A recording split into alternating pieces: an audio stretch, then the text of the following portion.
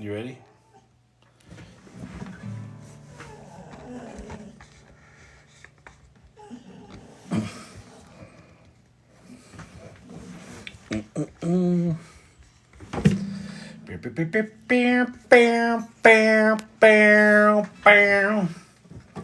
What's happening, good people? Do you enjoy your weekend off? What's happening? What's happening? What's happening? What's happening? Is everybody having a good time?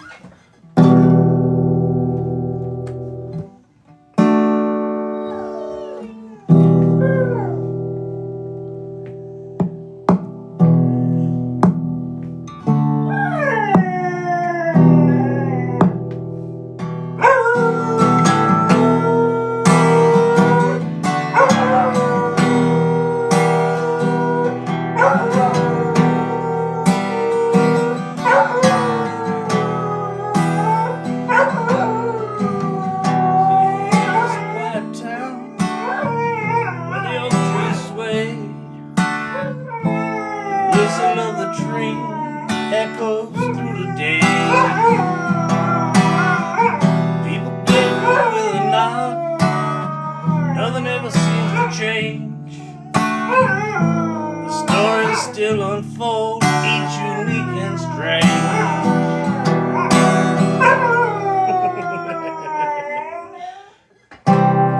Weird Mary from Cedar Hill.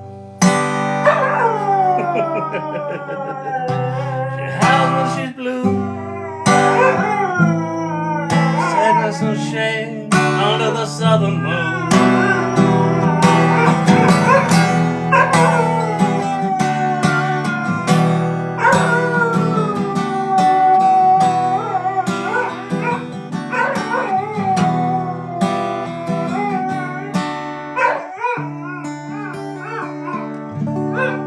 That is good, Champy.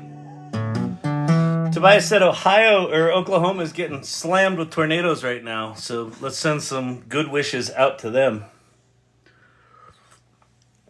These tornadoes this year, good Lord, what a mess.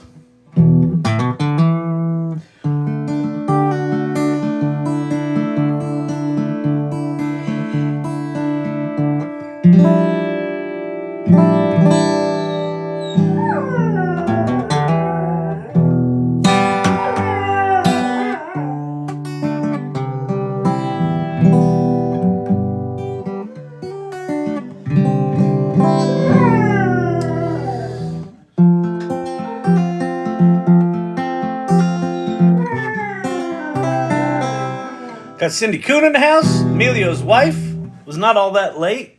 She just made it under the wire. She was about to get a demerit. It's an automated system. It's like TikTok when you say booby, you get banned for life. Oh, wait.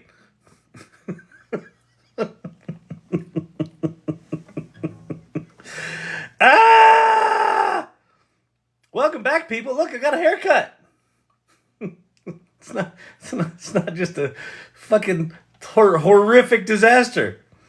How was your weekend, Kyle? I was good. Well, Jesus. What was it, Saturday? Saturday, I got up at 5 in the morning. It's just a day of whining, okay? So, get up at 5 in the morning, go to Colorado Springs to pick something up for the boy. One of the boys. So that was, 3 hours. Then what did I do? Then I went, I've been in denial that spring has arrived. So I haven't mowed or weed whacked or anything for like 2 months. But shit's been growing. So I actually went and I got new electric weed whackers and yard shit, basically. And then I came back and I did 4 hours of fucking yard work. And I don't know if you know this about me, but one of the things I hate most in the world is yard work. But I got sick kids and a sick wife and a fucking dog. And all the dog does is shit all over everything. a salon group whine in. We should have an all whining guild. Hi, my name's Kyle, and I had to work really hard today, and I got sweaty, and I didn't like it. It didn't feel like the fantasy life I designed for myself. I think that would be popular.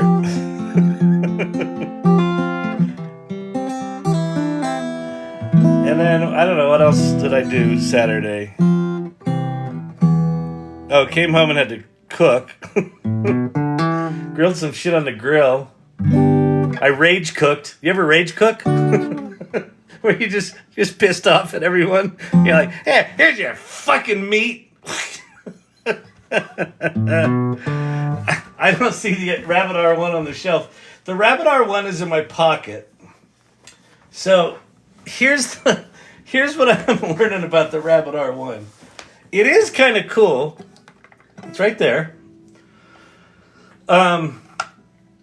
But because I don't have cell service with it, and I haven't figured out how to hook it up to my complicated work Wi-Fi that's got like some actual, I don't know, it's some bullshit I got to deal with.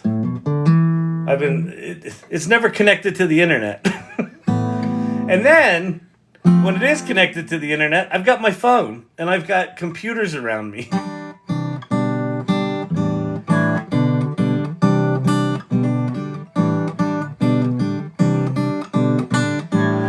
I still think the form factor is rather amazing.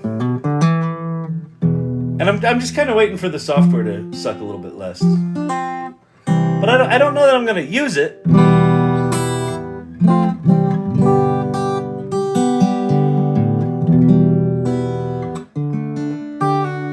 They were going for $1,000. Now they're going for $600. So they're coming down.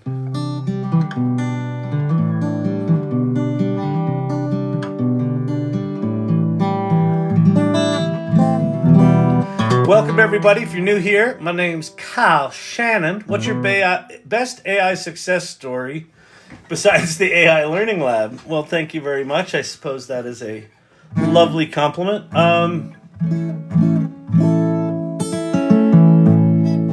I think the one that is the most, the one that continues to surprise me in that that it still works, and B, that it saves us days when we're onboarding clients at Storyvine. And I created a form. So we've got a creative process. When we kick off a client, we have to write. Storyvine's this prompt-driven video recording platform. So we have an app, and it guides someone to answer a series of questions. Well, you got to write those questions. And the art of Storyvine is the art of writing those prompts. And if you get them right, you get really good, consistent, high-quality, authentic video. And if you get them wrong, they suck. And especially when you've got agencies involved who are not used to writing for the Storyvine platform, they're used to writing for traditional video production. They literally don't understand what the fuck we're talking about when we talk about prompts and how to write them and how many there can be. They're like, we want it to be a 2-minute video. Here's the 17 questions we're going to ask. No, the math doesn't work. So we spent, in the 12 years Storyvine's been around, we spent an inordinate amount of time just educating people on how to do what we do, and then trying to creatively collaborate with them after we told them they didn't know what they were talking about. And so I wrote this little script that we took the manual process and we asked them a couple of questions. What's the kind of story you want to tell? Who's the target audience? What are you trying to, achieve with them? And then in the ideal video, what would the person be saying? And everyone can say that. Well, they would say, hi, my name's Sally, and I was diagnosed with the blah, blah, blah in, 20 whatever. And then, it sucked, and then I got the pills, and now I feel better. Huh. Okay. And so we reverse engineer that into these series of prompts. Well, those are all inputs we can put in a form. So we put them in a form, and then we trained ChatGPT, we created a clever prompt that included how we write those questions with examples. And you fill out a form with the client on screen, and it just goes, spits out the questions and posts them to our Slack channel. And then the account team just copies the ones that are appropriate and just shows them to the client. Says, here's your questions. Let's edit them. Like, that one to me is just one of those things where we had a real thorn in our side. So that's a small one. And then I guess the big one is, I've got a new, for 12 years, Storyvine, you would answer questions in an app and a video would come out. And that's what you got. You paid us money. We'd build you a template. Your people would answer questions. They'd get video, or you'd get video that you could use of them. And now we built this thing called the Authenticity Engine, which is this cascading series of AI generations that starts with a transcript of the video, and then it makes a title, a description, key messages, it chapterizes it, breaks it into modules, creates a blog post, hashtags, pull quotes of interesting things that were said in the video. I mean, it's just fucking slicker than shit. And so we've got a very different deliverable now than we did for the last 12 years. Like overnight. Happy 12th birthday to Storyvine. Thank you, Brandon. Time to start preparing for your bar mitzvah.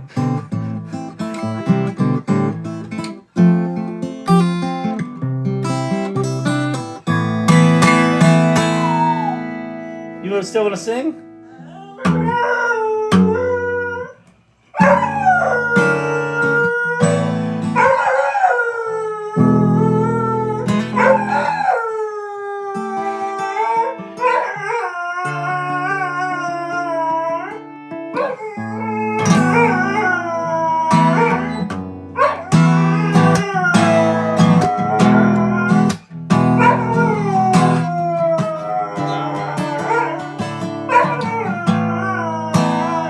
I didn't mean to cause you any sorrow. Didn't mean to cause you any pain.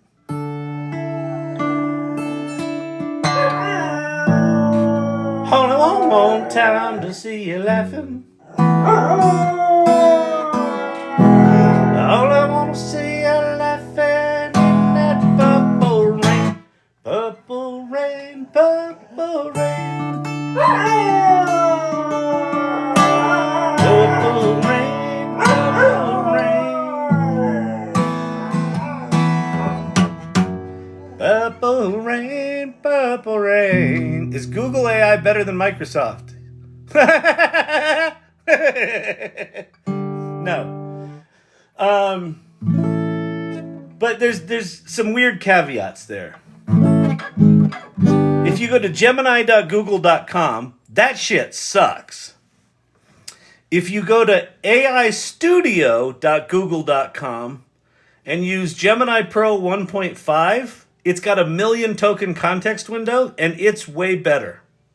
Now, other than it gonna cost a lot of money, why Google hasn't released the one at AI Studio into Gemini is fucking beyond me. It's been months.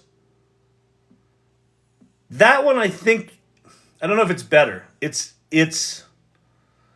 competent, and 1 million tokens is a big fucking deal, and it's multimodal. You can upload video, you can upload audio. You can upload 11 hours of audio recordings into Gemini 1.5 Pro, and it will just be able to understand all the 11 hours. It's fucking bonkers.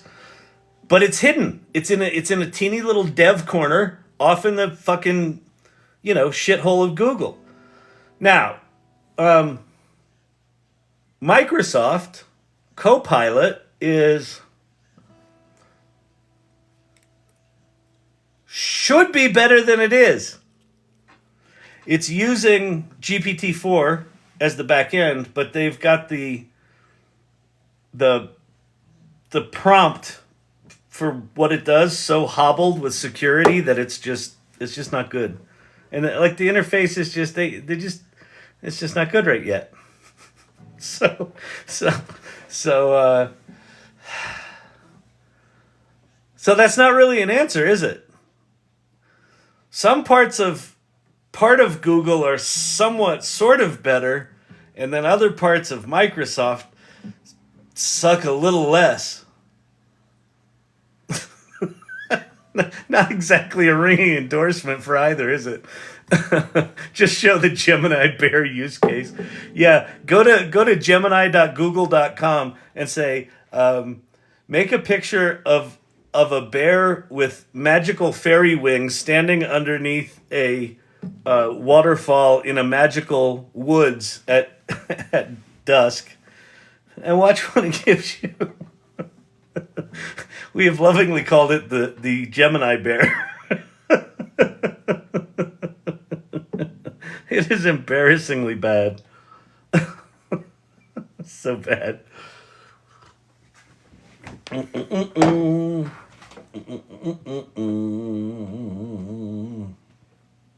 How's everybody been?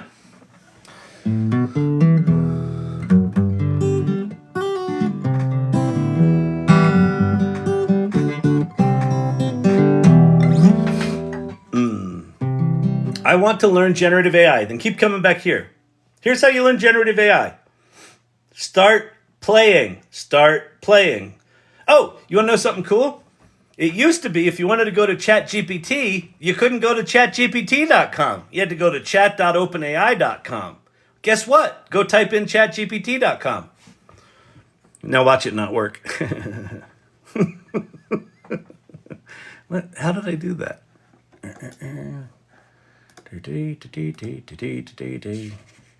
There we go.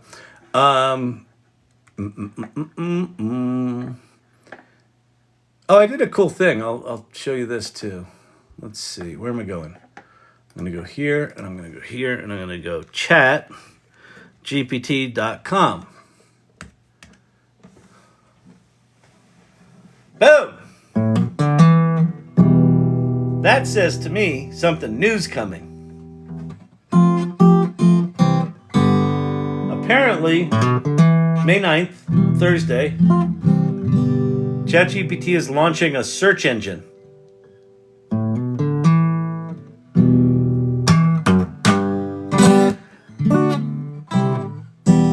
Imagine being able to design a search engine being the ones that made ChatGPT. And you weren't burdened with having a legacy advertising model. What could you do? I don't know. We're going to find out.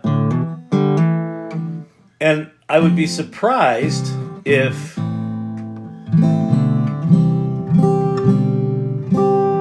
they didn't release a new version of ChatGPT as well.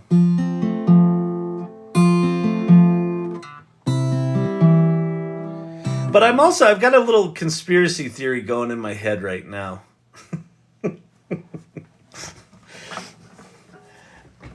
I think that Sam Altman is just fucking toying with us. I think he's making all these announcements and not really releasing anything. Just enough that people get their hopes up, and then he doesn't release anything, and people are getting more and more and more pissed off. And I think he's just gauging the barometer of rage. And right when the rage starts to hit its boiling point, then I think he's going to drop some cool shit on us. Oh, man. ChatGPT's been hella slow today. Yeah, if ChatGPT gets wonky, and especially if it's wonky for more than one day in a row, that generally means they're updating something on they're taking banks of servers offline to upgrade software. So, if this is a major update, and if they're switching the domain to chatgpt.com, if that's going to be the main interface, yeah, it would make sense that it's a little shitty today. Yeah, I saw a couple of tweets. Like it just got stupid. People were rate limiting out after like 3 or 4 prompts. Oh, the games they play. They are going to start ads on their search engine unless you have paid ChatGPT. All right. If you don't have paid ChatGPT, unless you can't afford it, unless you can't give up your 3 cups of coffee a month from the shitty barista who treats you like shit anyway, you should be spending the $20 a month for ChatGPT Plus. Going back to the question before, which is better, Google or Copilot? Neither of them. ChatGPT's better. No one's caught them yet. Everyone's like, we're close. We're almost as good. Some benchmarks say we're better. You can make money with ChatGPT. But no one beat them yet.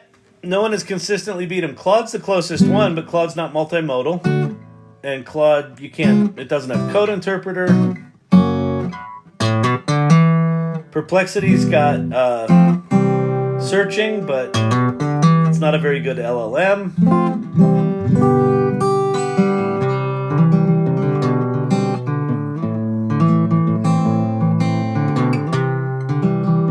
Oh shit, who said that? Who's expecting tornadoes? Wolfman Clint. Yikes, we're expecting tornadoes here in the next 2 hours, so if I drop, you'll know why. Yikes, get thee to where do you go? You go to a basement doorway, right? Or a basement bathroom or some shit like that? These tornadoes, a couple of things are going on. Storm chasers have gotten more insane, and they've gotten better weather technology. So the storm chasers are filming these things regularly. These tornadoes this year are fucking bonkers. They're like half a mile wide. They're just insane. I mean, normally you see wipe out a barn or something, but these are fucking nuts. What's the best tool for market research? I don't know.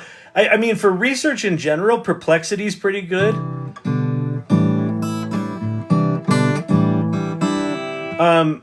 This is a place where I think that Google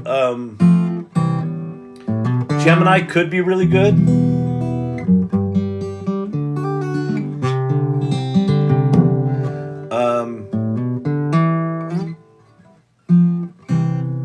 I would say that the Gemini Pro 1.5, the million token context window, could be really interesting for research, because you could go get a whole shit ton of, PDFs and market research in PDF form, and just upload them all into, and charts and graphs, and even audio podcasts of market research, people talking about market research, just upload it all into Gemini Pro 1.5. And I bet you could do some really interesting damage with that. So that's at aistudio.google.com. And make sure you're on the 1.5 Pro model.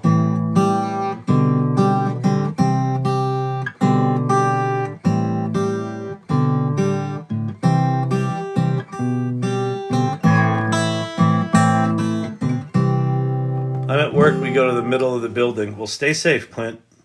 That's yikes. That's yikes territory. Thoughts on the Rabbit? Heard it runs Android and has mixed reviews. Yeah, so here it is. It's gotten a lot of, in my opinion, unfair reviews.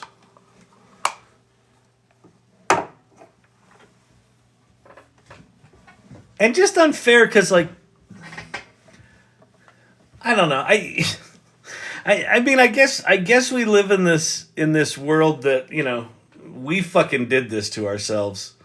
We click on the sensationalistic bullshit, right? So we did it to ourselves.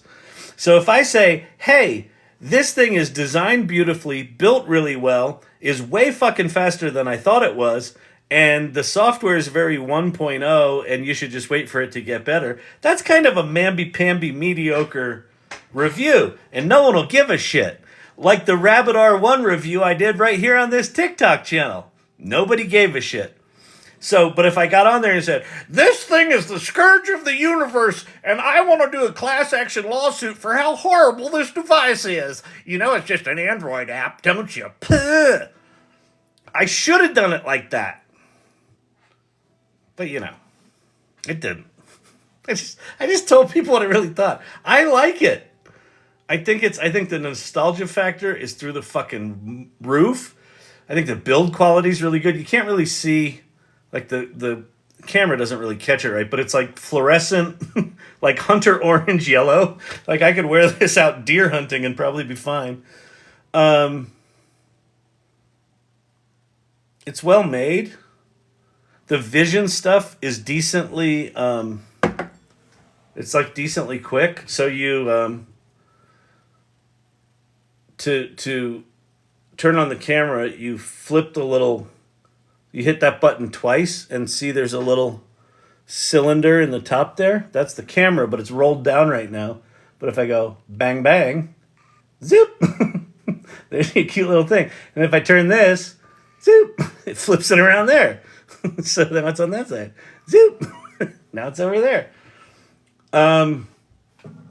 So let's see. We'll do this.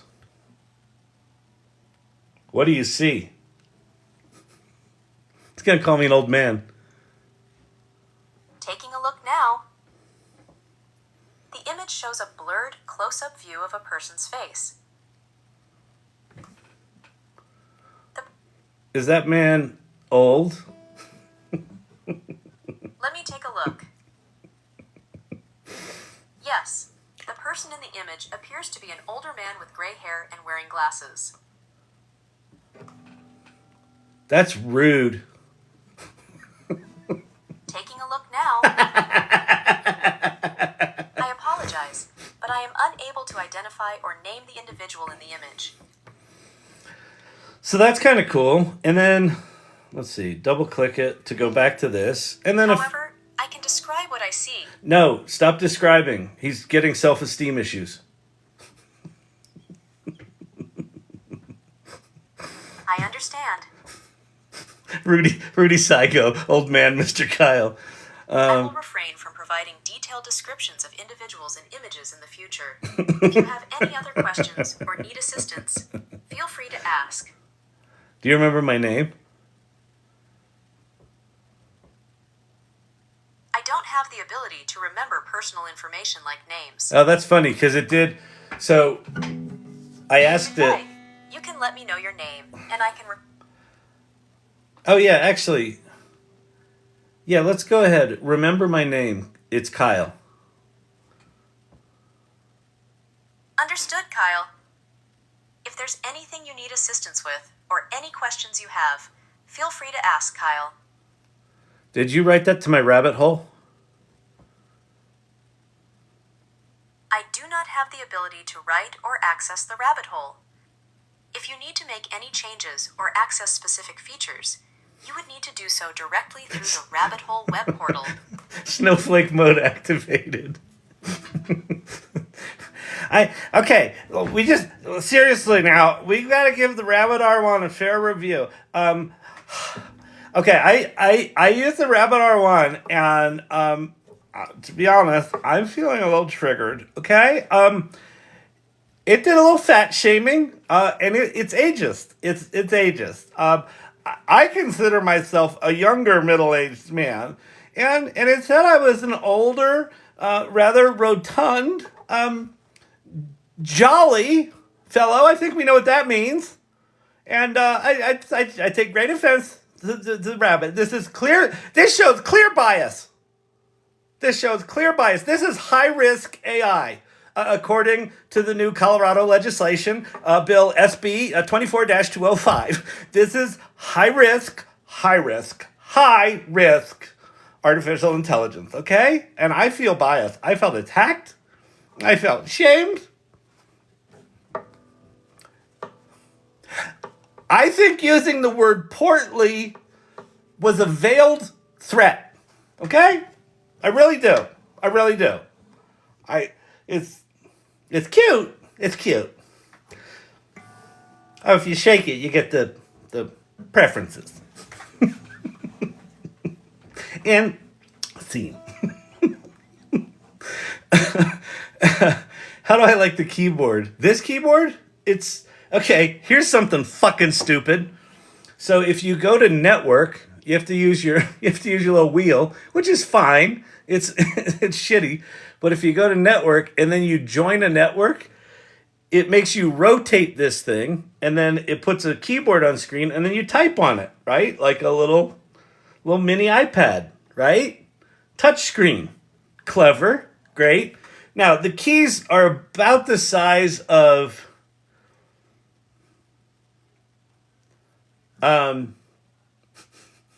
like a roly-poly bug. You know those little roly-poly bugs? Like when they're rolled up? Like just larger than a BB. That's how big the keys are. So with my rotund fingers, I'm in there trying to type. And it's fine. They work okay. But then you get into this mode and you can't touch it. You have to use the scroll wheel. And then if you go into a setting, you have to scroll all the way to the top to go back out. So you're like seven layers down in this interface, and you're like scrolling up and then clicking and then scrolling up and then clicking, and oh man. Good Lord, people. Anyway, well, it looks like we might have. I don't know if we've killed the Colorado bill, but we bitched about it enough that I think it's at least causing political issues. So hopefully it slows it down. It would be nice if it didn't laugh. If it didn't laugh, I just saw lol. Tams is like lol lol lol. Be right back. Mary's gonna be right back. Oh no, he used the word rotund. Exactly. You can't use the R word. Okay, listen. Okay, the Society of Rotund People, they do not like that word. We're going with fabric challenged. We need to make images prompts using the word portly. No, because all it's going to be is pictures of fat versions of me. Do portly hedgehogs or turtles. Fat turtles is fine. Fat learning lab coaches, leaders, whatever the fuck I am here. Not good. Oh, lordy. All right. Let's see. I'm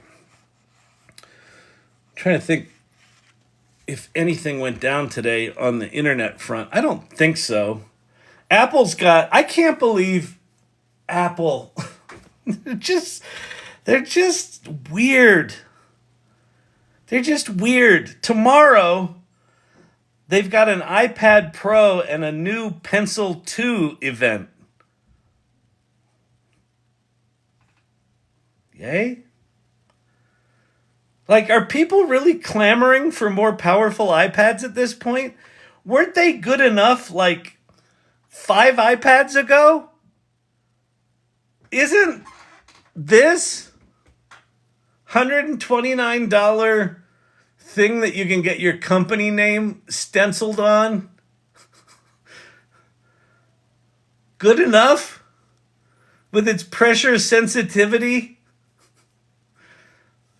Please show the world GPT Memory. I'm in love with it. Okay, Rudy, I haven't actually used it enough to really know. I can show you what I've got.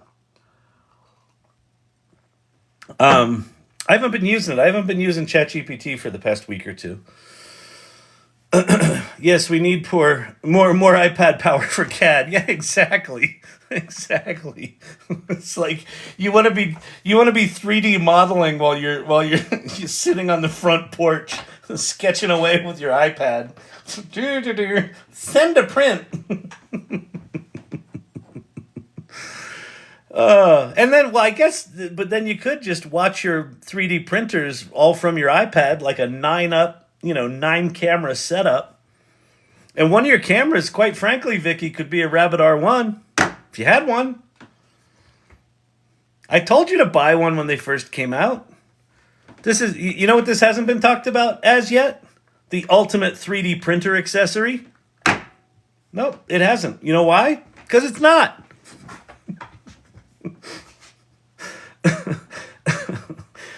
Are you joking about iPads with Kat? I hope you are. Vicky's like, I'm really offended. He's seriously. We really need the M4 iPad so I can do Cat on the iPad. It's like, I don't know, man. I tried when the iPads first came out, the iPad 1.0. I sold all my laptops and bought an iPad, and I tried to go all in and use. Oh no, I'm not joking. Well, then you'll be excited about tomorrow. And apparently, maybe the Pencil 2.0's got some sort of magic 3D thing with it that's going to be great. I have a fantasy that Apple's going to say something about AI, but I know they're not. Like, they're just not. They're just going to be like, yeah, we'll just wait. Everyone else is losing their mind. What's ChatGPT 5 going to be like? How many billions have you invested? And Apple's like, la da dear, da doo da dear, dear da dear, da dear. Hey, you want to see something really exciting? We've changed the radius of the corners of the iPhone, and we went from rounded edges to straight edges. Then we went back to rounded edges, and now we've gone back to straight edges. It's fucking radical. We're just, people are expecting us to zig, and we certainly zag, mister. I'll tell you that, boy howdy. When did Apple become a fucking Midwest cheesecake judge?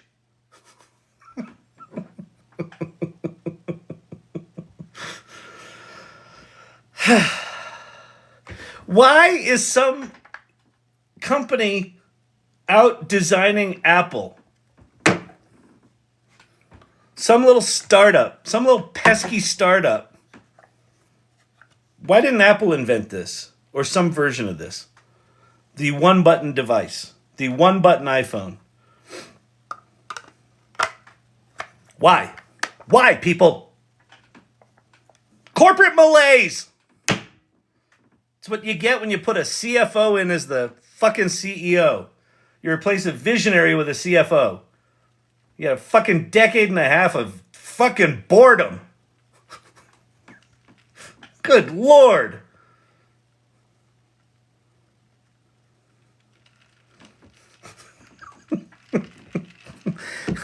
I don't think he should take weekends off anymore. He seems rather angry. All right. Feisty. I'm just like, could you just fucking put something out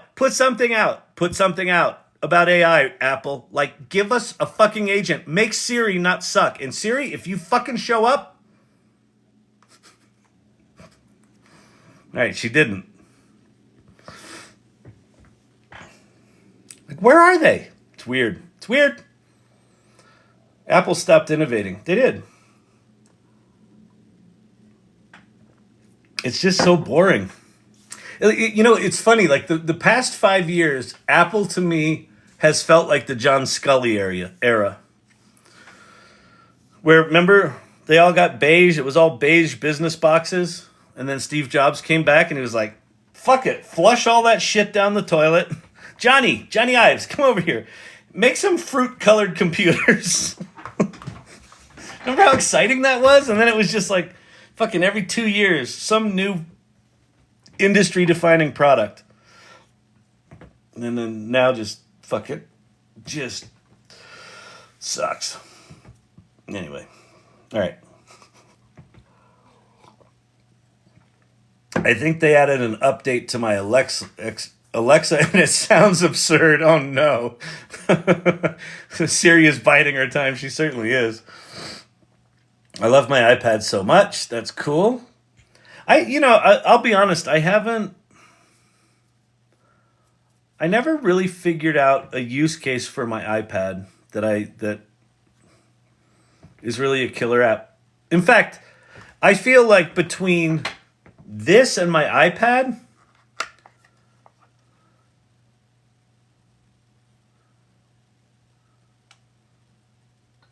Trying to think. I'm trying to measure my words carefully here. I have no interest in taking my iPad out of the house, which its whole point is to be mobile and to carry it around and always be there. And this I carry with me. I don't use it, but I'm carrying it with me. So I don't know. I don't know yet. I don't know. Jury's still out. Portly images in irregulars. Oh no.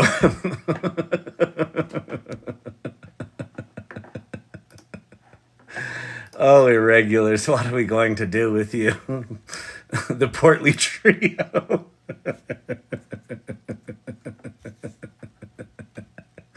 Yeah, how do you know if turtles are obese? They just fill up their shell.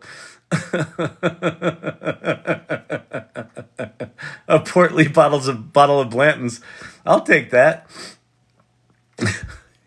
Yeah, this is what the Rabbit R1 thinks I look like. Ooh, that's nice. Claire Jacobs, that's beautiful. Welcome back.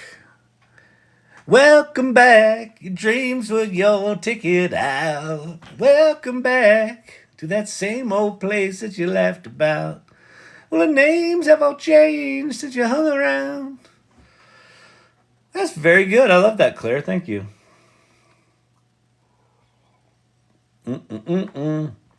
Oh, I put up on the YouTube channel. I put up the Weird Mary. When we did Weird Mary the other night, May 2nd, I think we did it.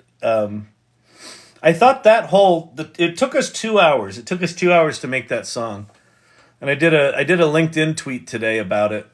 About, there's this misconception with AI generated stuff that it's like you just push a button and you get out the stuff and you're lazy and it's not real art. And I thought that 2 hour session was just a good example of, it was like a jam session where everybody was throwing out ideas and I was trying different things, and sometimes UDO was fucking brilliant and sometimes it was just trash, and it was like 2 hours of like working to get a thing that sounds like a song. And it's like, who wrote it? Like the questions I put in my LinkedIn piece. Let me see.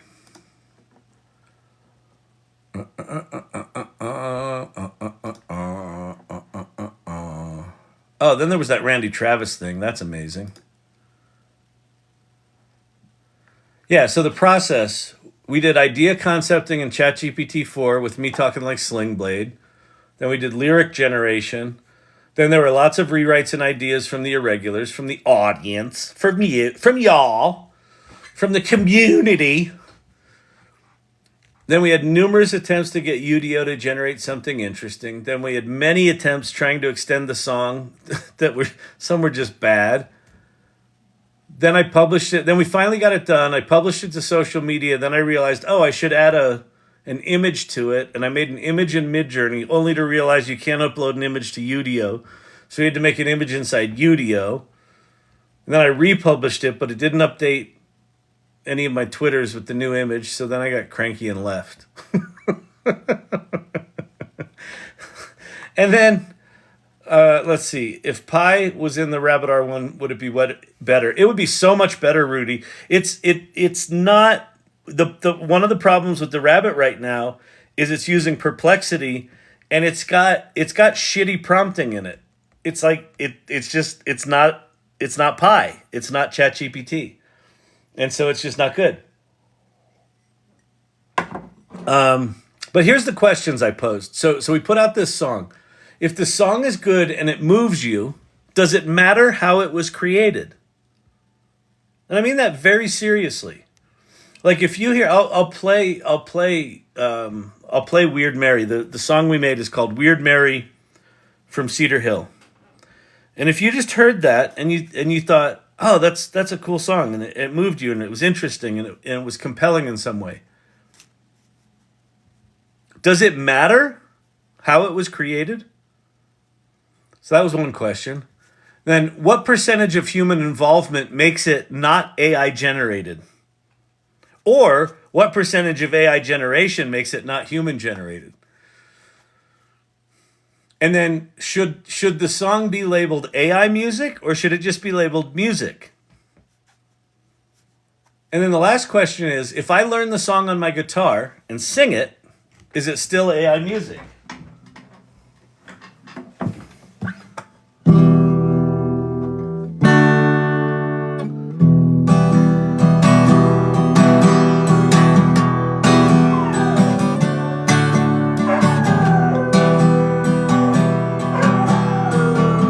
Cedar Hill is a quiet town.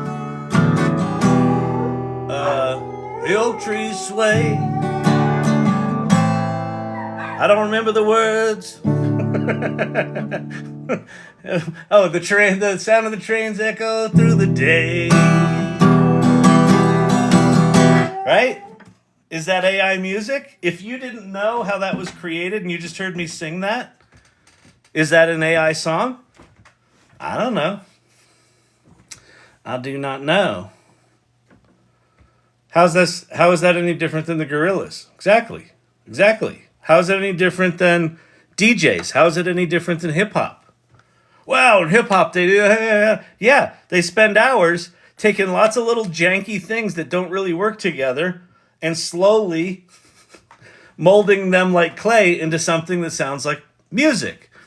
I did a cool thing. So I think it was Emilio's wife said, let's try to get this thing on Spotify. So I've got podcasts on Spotify, but I've never published a song on Spotify. So here's what I learned, and Emilio's wife told me this. You've got to go through a distributor. You can't upload songs directly to Spotify. So I found a free distributor, and then one of the things that they had was they had automatic AI mastering. And I thought, well, let me try it. And they were really smart about it. They didn't say pay first and then we'll let you listen to how it sounds. They were like, click this button and we'll remaster your song, optimized for any speaker. And then if you like it, you can download it. And so I liked it. And I was like, well, how much is it? And it was $6. And so I was like, I'll pay $6 for that. So that's pretty good marketing right there. I wonder how long it'll take to go live with the Rabbit R1. Oh, that's interesting. Yeah, it could be. What's going to be interesting about the Rabbit R1 is how long it takes them, how long they can survive with it being a proprietary device, or do they just open source the operating system? Because someone's already cracked it and got it running on Android. So,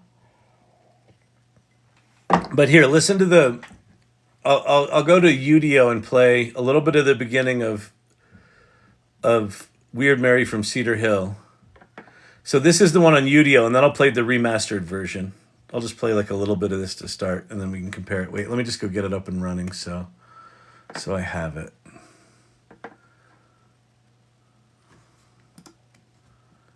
Open with, can I get it there? Is that it?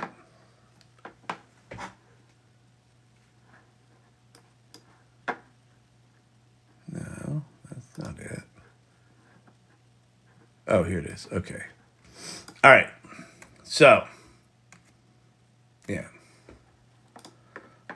All right, so here's a little bit of Weird Mary from Cedar Hill. This was made in, if you're wondering, this is made in Udio. People hated on sampling for a very long time before it became accepted. Yeah, that's exactly what I'm think is going to go on here. And, you know, what it's going to take is, and I think someone just put out a song. Well, Randy Travis just put out a song, and it's really, really moving, actually. If you don't know, Randy Travis had a stroke in 2005, and it took his voice.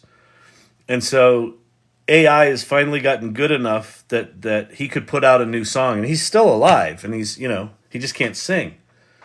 And it was the music video is really cool because it's him and all his friends. It's like, you know, friends and family listening to his first song in 15 years. All right, so here's this. This is Weird Mary from Cedar Hill.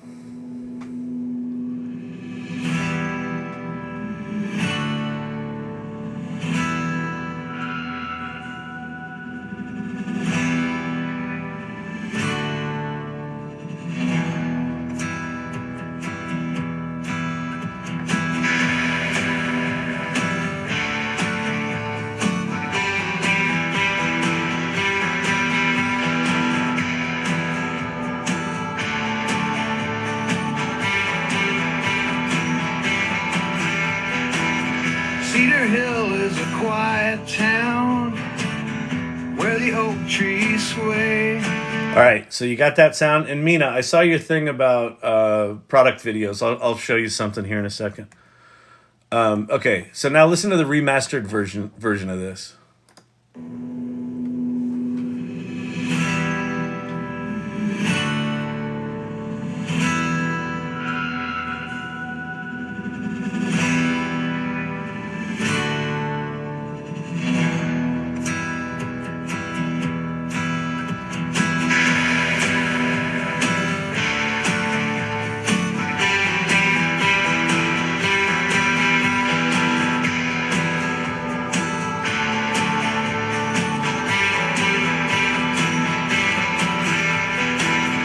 Cedar Hill is a quiet town where the oak trees sway. The whistle of the train echoes through the day. People greet you with a nod. They fixed the clipping issues. Doesn't it sound better? Seems to change. The guitar's more clear, the voice is more clear. The stories still unfold, each unique and strange. She grew up tough in the town we called home. Folks never took to her, no matter her tone. Longing to be on the inside, longing for love just a little. She found herself as a guest in the nervous hospital. Weird Mary from Cedar Hill, she howls when she's blue, of sadness and shame under the southern moon. But when the sun sets behind those Appalachian hills, Mary's voice it carries and the whole town chills. She walked to the gas station, winked at the clerk. She stole her a soda, then she called him a jerk. In her own little world, she floats in the breeze among the townsfolk who whisper with ease. In a town that never understood her soul, she found beauty in the wild, let her story unfold. Her laughter echoes in the wind, she was never the same. Weird Mary from Cedar Hill, you'll remember her name.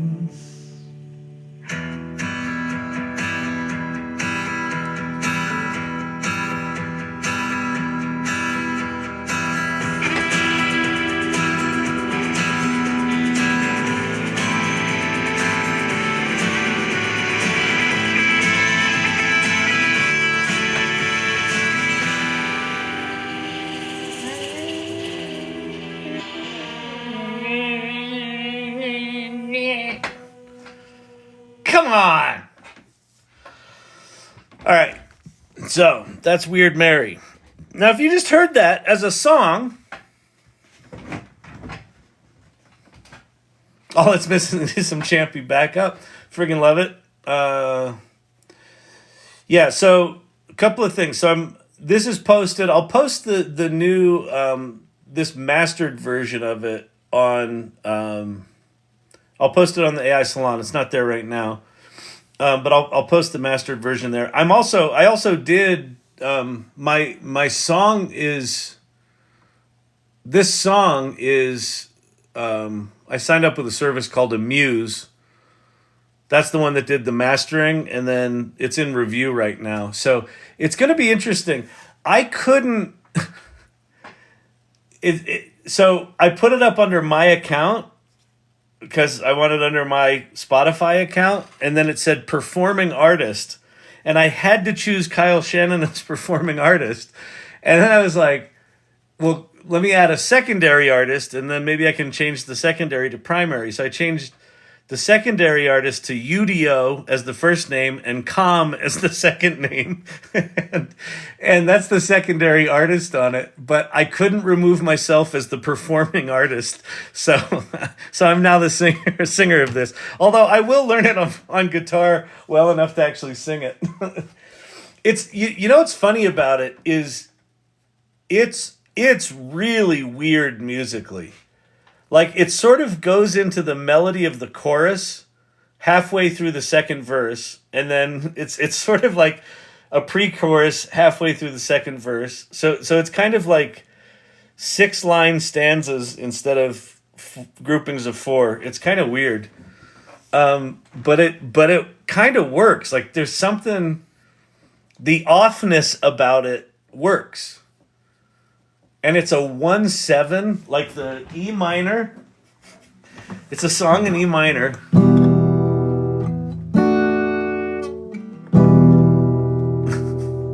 It's a 1/7. You know, normally you got like a 1/4/5. Like, and this one's like, it's like, me.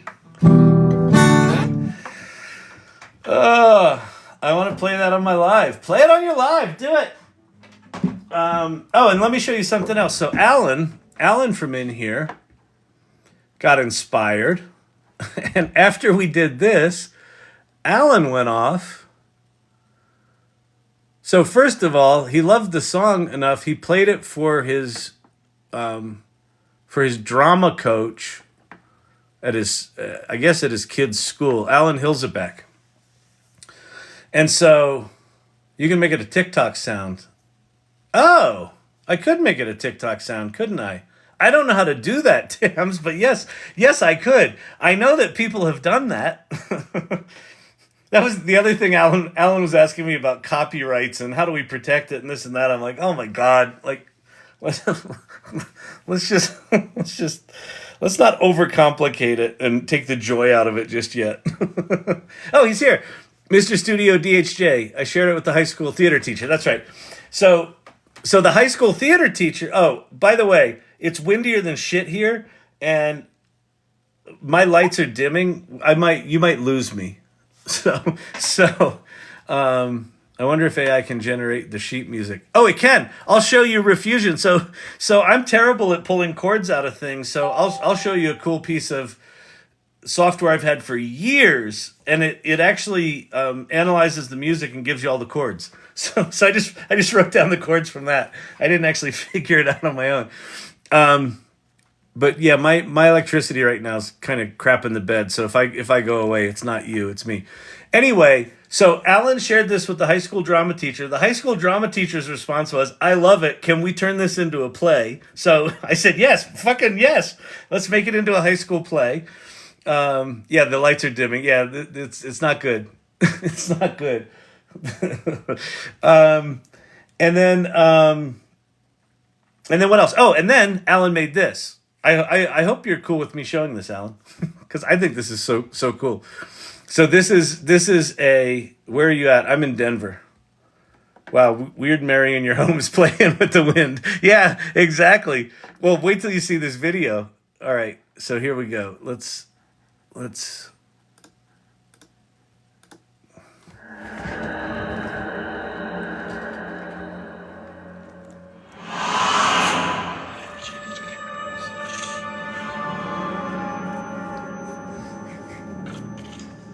It's good with the flickering lights.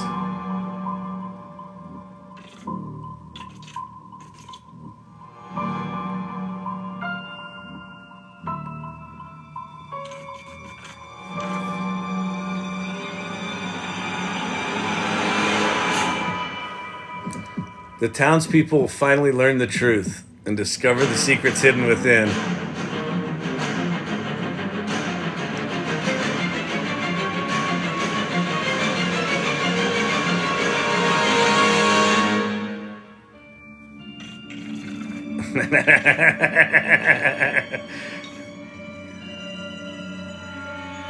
Yeah. Isn't that great? I like it.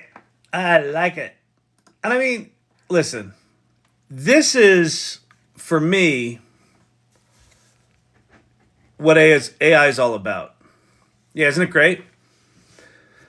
This is what AI is all about, right? Because, like, did I have the idea for Weird Mary in my head?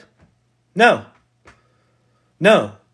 It was like let's see if we can make a song. And we went to ChatGPT, and I talked like Sling Blade. I talked like an idiot into ChatGPT. What a trailer. Yeah, isn't it good? Pitch this to a screenwriter, Kyle. Oh, I'm a screenwriter. I can pitch it to myself. I'm in the middle of writing a musical, though. So I don't want another writing project right now, because I'm really excited about the musical. Actually, it's really good.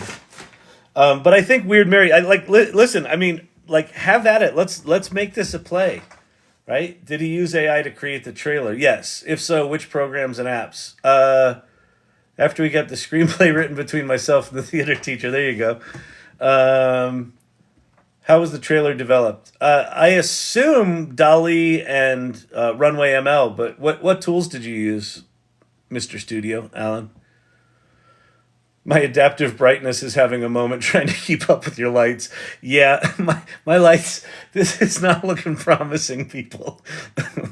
Although I do have a battery-powered little, this thing, so, but I just don't know if I'll have internet. Ooh, it's not good. It's not good. Was it only Udio used for the song? Well, sort of. So, the concept for the song, the lyrics of the song were all written in ChatGPT. And then we did 3 or 4 iterations in ChatGPT. And then we took little pieces of it, and then we rewrote individual. So the way you make things in Udio is you do them in 30-second chunks. So we took the first verse and we put that in Udio, and then we just basically just kept making songs and describing it until we got to something that didn't suck. There were a couple of candidates. Quite frankly, there were a couple other ones. There was one that had a female singer that I heard it this morning, and I thought that was pretty good too. But there was just something about that one that kind of had that edge to it. And then it was just iterations within Udio where we were changing out the lyrics, and we'd do a version of it, and then someone would have a better idea for lyrics. Like Joker had the Nervous Hospital line, and then we did some handcrafting on she stole herself a soda and called the clerk a jerk, which that was a pretty good line. There are a couple of really good lines in there that came straight out of the conversation on the channel. So the lyrics are decently manipulated. The music is just out of Udio, but it's like in 30-second chunks. And sometimes we had a real tough time getting a chorus that didn't suck. We had a good first verse, we had a good second verse. The second verse took a little while. And then the chorus, we kept just going and going and going, and it just didn't seem like we were going to get there. Yeah, I love Nervous Hospital. I know, me too. I'm still here. I just had to prove I'm human. Papa JJ did. You'll remember her name. Well, I know. It makes me chuckle. I know. What's cool is everyone will remember the piece that they contributed to it, which I think that's really fucking cool. And then I put when I published it, I put in the metadata when I saved the song.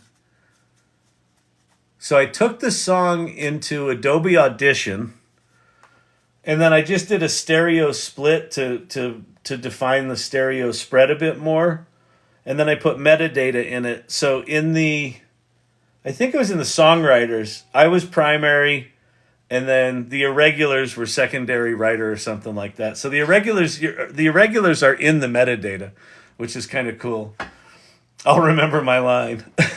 Nervous hospital slaps. It really does. It really does. Let's see. Let's go back to the.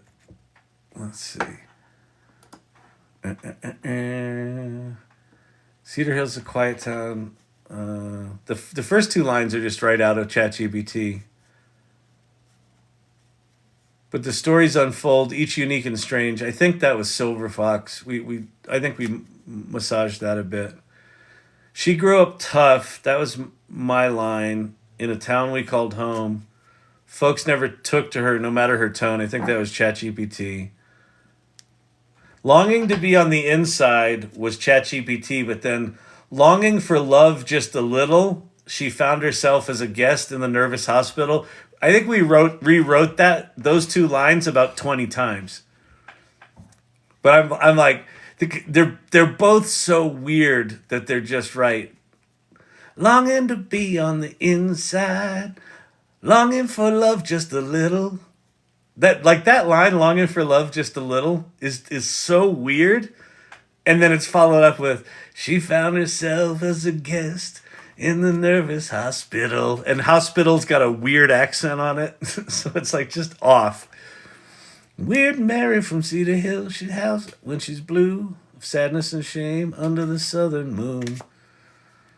And then she walked into the gas station, winked at the clerk, stole her a soda, then she called him a jerk. That was all human.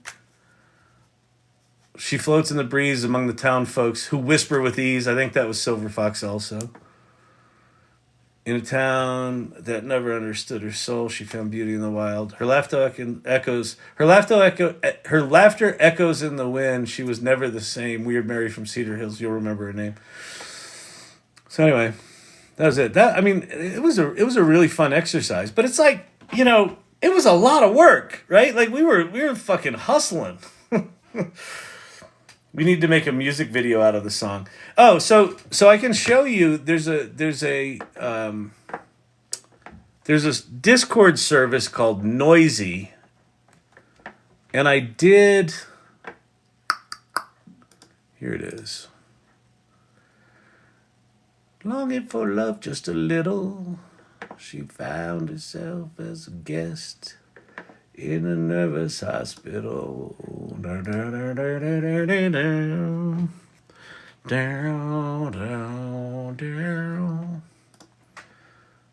All right, so here's the video. So the site is called Noisy, Noisee, and you have to make things on a Discord server. And it only made it a minute long, and the song's almost 4 minutes long. So I don't know if you can extend this or if you can put them together. But we could also, like, if you wanted to, we could do it kind of like Kelly Bosch does it, and just go make a bunch of images in Midjourney and then animate them in Runway or one of those. The problem is I don't have unlimited animation accounts. And so I chew up my... I think in a 4-minute video we would probably chew up all of my things. Who needs Hotel California when you got this? I know, right? So Weird Mary from Cedar Hill. So here's the video that this thing made. It's pretty good. I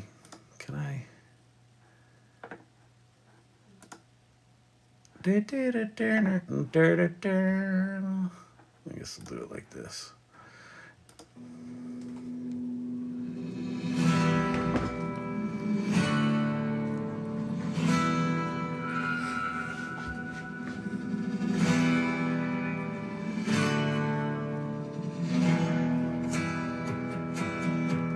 That's janky right there, but cool.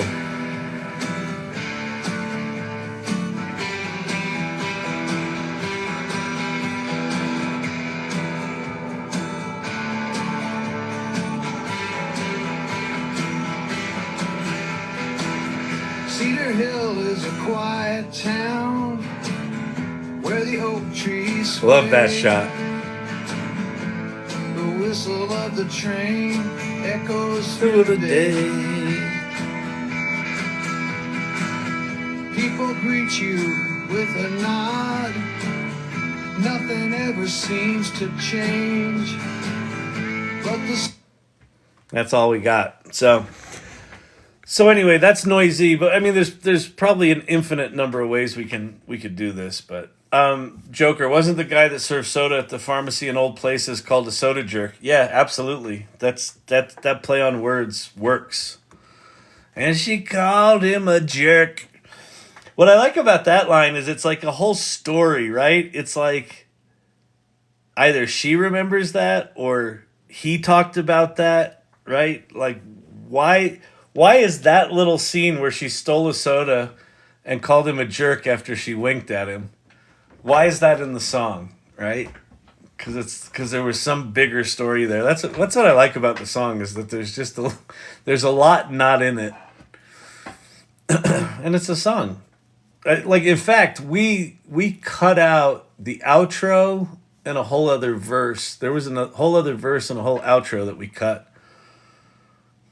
We were moving into AI stardom in our own minds.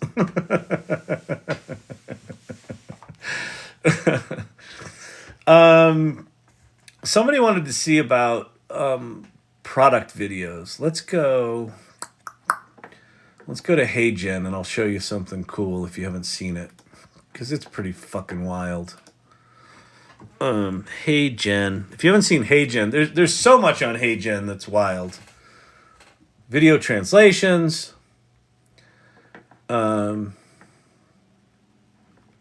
Okay, they changed the name of this. This used to be called URL to UGC, but it's now called URL to ads.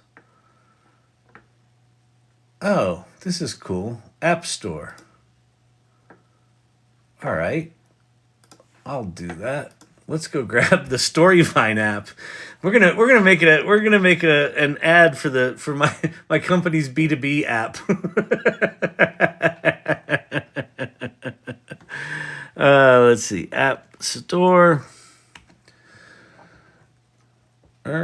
Cedar Hill is a quiet town where the oak trees sway.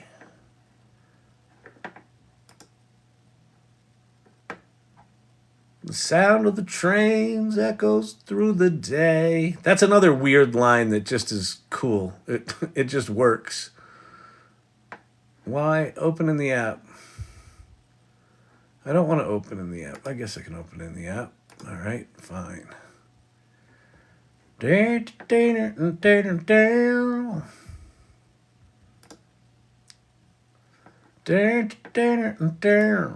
All right, Storyvine.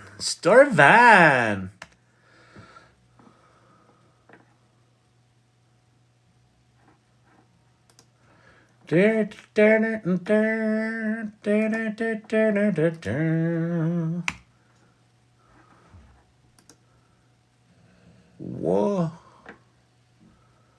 Why that not working? Why I can't find me? Why I can't find me on my thing? Let's see. Can I do /Storyvine? Is that gonna work? No, that's not gonna work. Oh, screw it.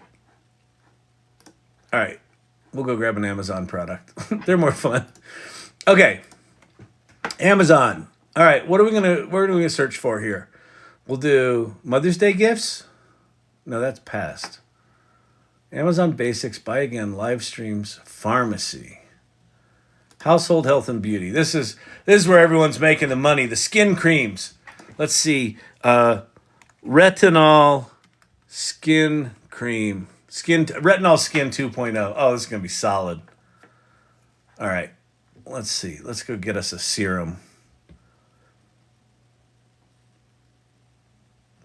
Skin renewing retinol serum. We got to get one that's decently put together because we need video. Okay, it's got 8 videos. This one's perfect. Okay, so look. So over here, you got all these pictures, and then you got 8 videos. Double-sized 20-ounce retinol serum. But this has also got hyaluronic acid. This isn't just retinol. Here's the thing. If you think you can just get away with a retinol serum without the hyaluronic acid, you're fooling yourself, mister. Okay. So we're going to grab this URL. And then I'm going to paste that in and say, generate a video. and then what this does is kind of bonkers. So what they've done is they've cut deals with these influencers or these people that call themselves influencers. So we'll say double-sized 20-ounce retinol serum for face with hyaluronic acid. This is a lot.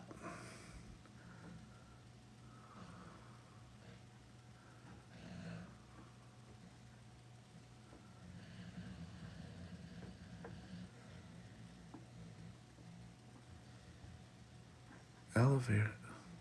Okay, we're going to kill it here. That's a lot. All right, so there's your big thing. And you can add a logo if you want. Weird Mary night cream. Weird Mary is pissed off. She's like, I want the song on Spotify. Why is it not on Spotify? This is... Okay, first... Those assholes at Cedar Hill treated me just like shit for my entire life. And now in the afterlife, you can't even get my song on fucking Spotify? Seriously? Okay, I'm fucking with your lights. I'm just doing it. I'm doing it. You know what I say? I don't care, Kyle. I just don't, whatever with your irregulars or whatever. So she's a little cranky right now. That's okay. Okay. So you can upload a logo, you put in the product name and description, and then here's all the media, right? So it pulled this in from the Amazon site, so it's going to incorporate all this into our video. So that's a thing to know, that if you grab a product that doesn't have a lot of stuff, you're going to have a boring video. But if you grab one that has a lot of stuff, it's going to be interesting. So we go next, and then we can tag women, housewives, professional, sure. Health conscious individuals, of course. Fashion followers, beautiful.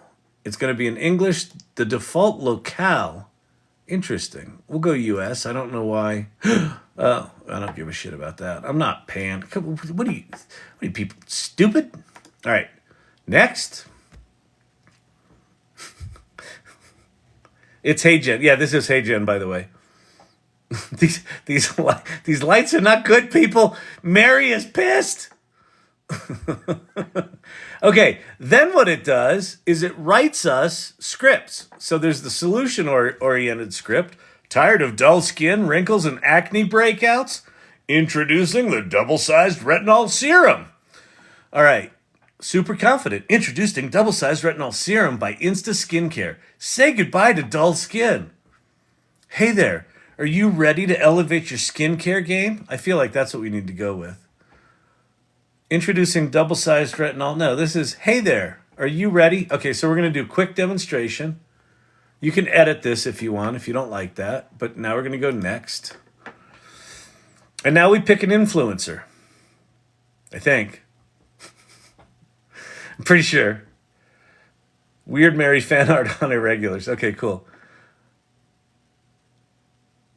All right, so we've got this Asian woman, and then you've got all these different templates there where, she's walking in a natural environment, she's green screened out, and then they're, intercutting the stuff there. They've got different avatars. So let's go see who else we got. We got Darren. I don't think Darren's going to be our retinol spokesperson. Oh, what's her name? Gail. I think Gail's going to be the one. Oh, it's Kim. Kim. Is it going to be Kim? They need some more fucking. They listen. I'm not saying that these are not the most popular influencers on the planet, but let's do Kim. Do we want Kim sitting inside? I think Kim sitting in her car. I think Kim selling retinol skincare from her car is the way we want to go. Okay, so we're going there. And then we got to go pick a template. So we want to pick one where we see her in her car because I think it's funny. So there she is in her car. Full screen plus videos. Social share. There she's not in her car. There she's in her car. Intro plus voiceover. Mixed intro plus voiceover. I think this is cool. She's in her car, but we get little overlays. All right, so we'll pick that one. And then let's pick music. Oh, nice. Okay.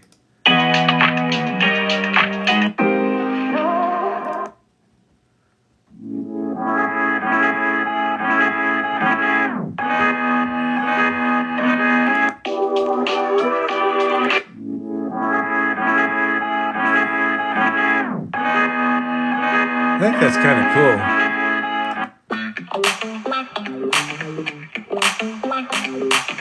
I like that, but it's not very retinol skincare.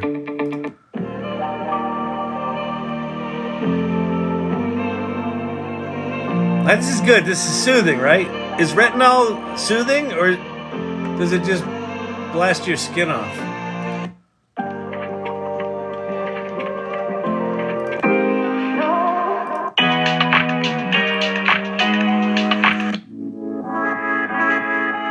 I think we're going with that one. All right. Okay, and then you can preview it here, and our lips aren't going to be synced, but we can sort of see what they cut together. Hey there, are you ready to elevate your skincare game with the double-sized Retinol Serum for Face by Insta Skincare? This powerful formula is packed with hyaluronic acid, vitamin E and A, plus aloe vera for ultimate skin health. All right, fine, whatever. All right, so we're going to submit it. Avatars of real confused, or real. So your ad's being generated. So the way Heygen does these things called video avatars. So I've got one of me. I can show you one of me. Actually, while that's being generated, we'll come back to that. Let me go to my home. Where's my stuff? Recent creations.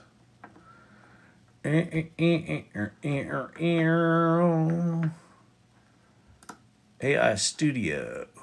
Personal items. So here's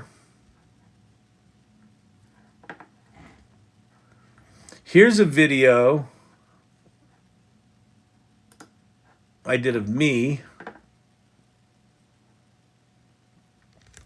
So the way you do this is you upload, I think it's got to be at least 3 minutes, between 3 and 5 minutes. And so you upload a video of yourself talking, and you can use your hands, and right? And so this was in my office, right? There's my little Storyvine thing, and my guitar, and the Rocky Mountains are back here.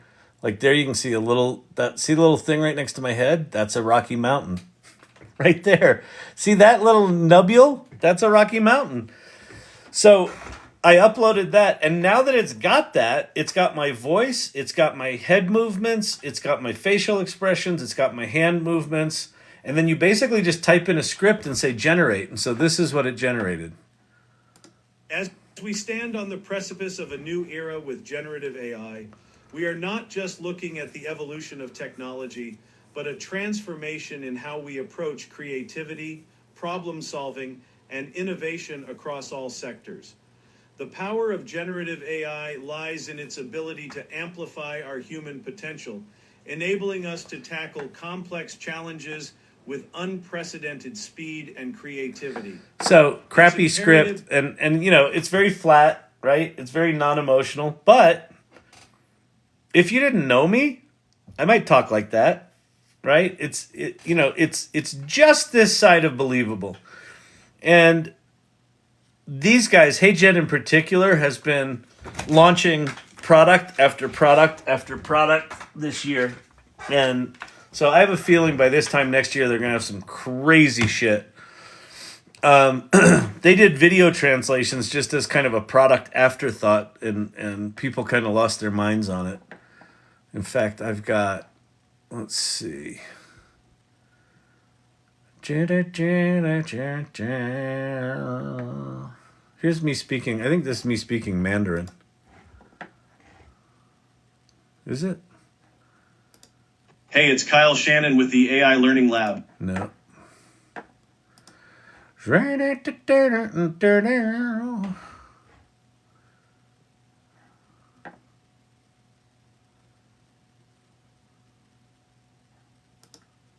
What's this one? Hello, I'm Kyle Shannon, the co-founder and CEO of Storybond. Hello, More accurately, I'm Kyle this is my Shannon. digital twin. As It's just dumb. It's just dumb, I tell you. It's just dumb. All right, let's go see URL to ads. Let's see if we got one. All right, you ready? You ready for this, people?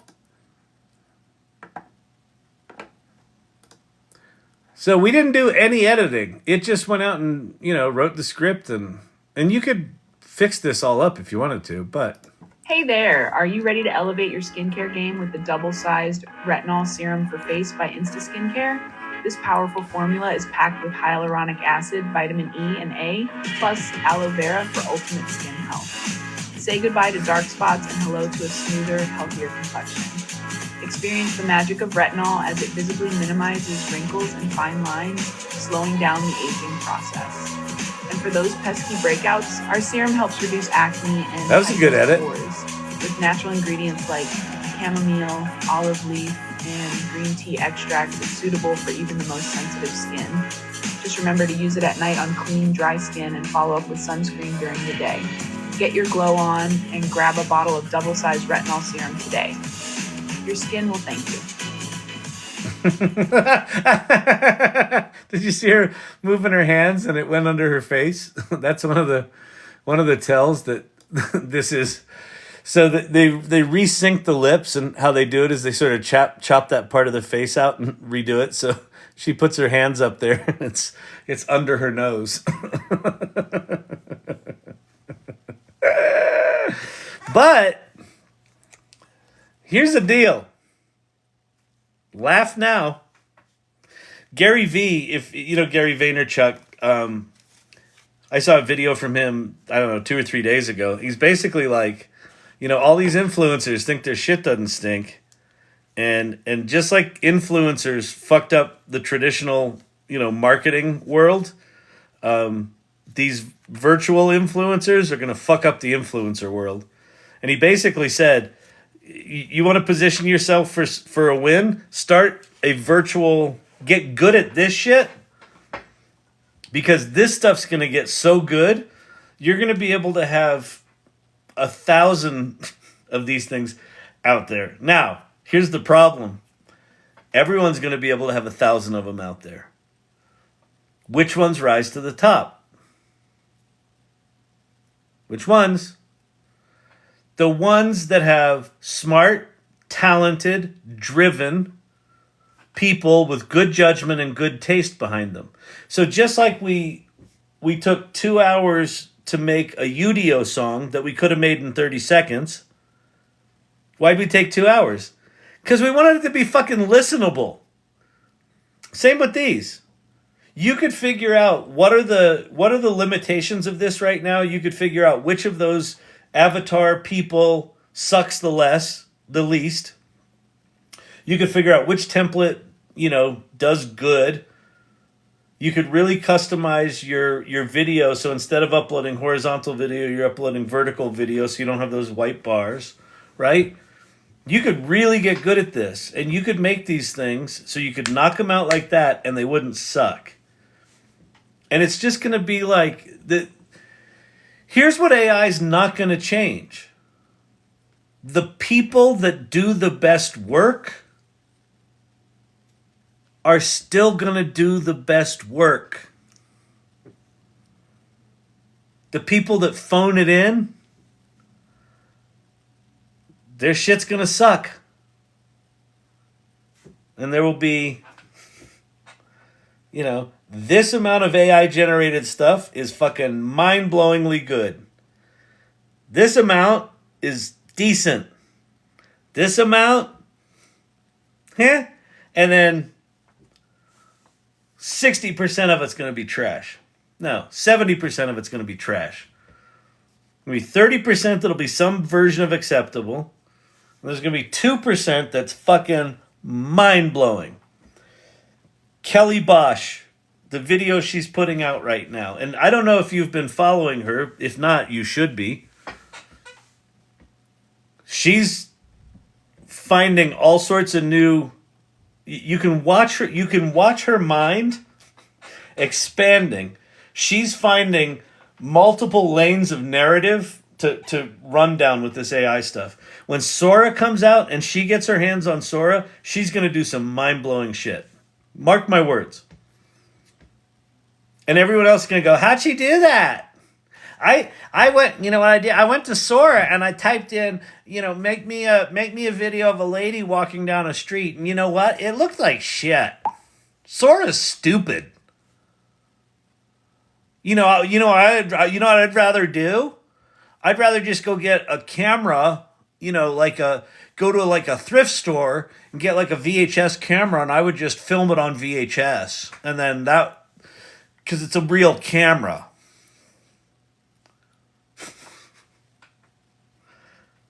Don't be that person. Be like Kelly. Do good work. Critical thinking. Judgment. Taste. Right? Those are going to be the critical skills. All the executional skills, how to do this, how to do that, just learn what you can now. It seriously, if you're feeling like, oh my God, Kyle, I'm so far behind, I don't know how to do anything. It doesn't matter. Just start paying attention. Start paying attention to what you like. If you're like, hey, how did they make that weird Mary song? Go watch the video. I just posted it. You can watch. It's a 2-hour process. Just sit there, put it on 1.5 speed. It'll take you whatever 1.5 times 2 hours is. Pay 90 minutes. Right?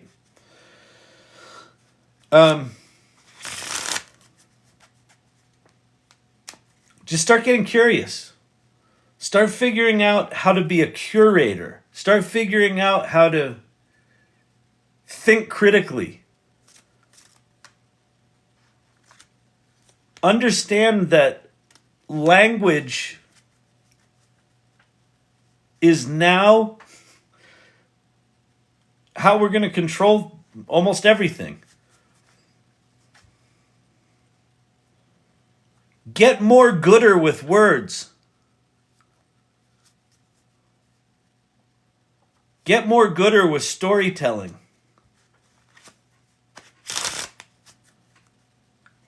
I don't think he realizes this, but more gooder is not grammatically correct.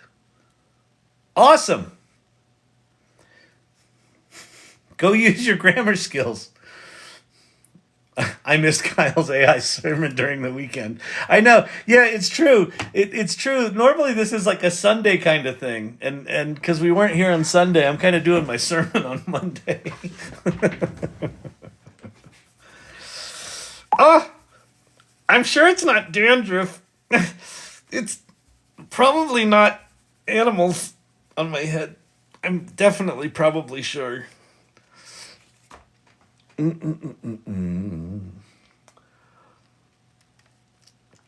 It's a long weekend. Dr. J 1.5 goes faster, takes less time.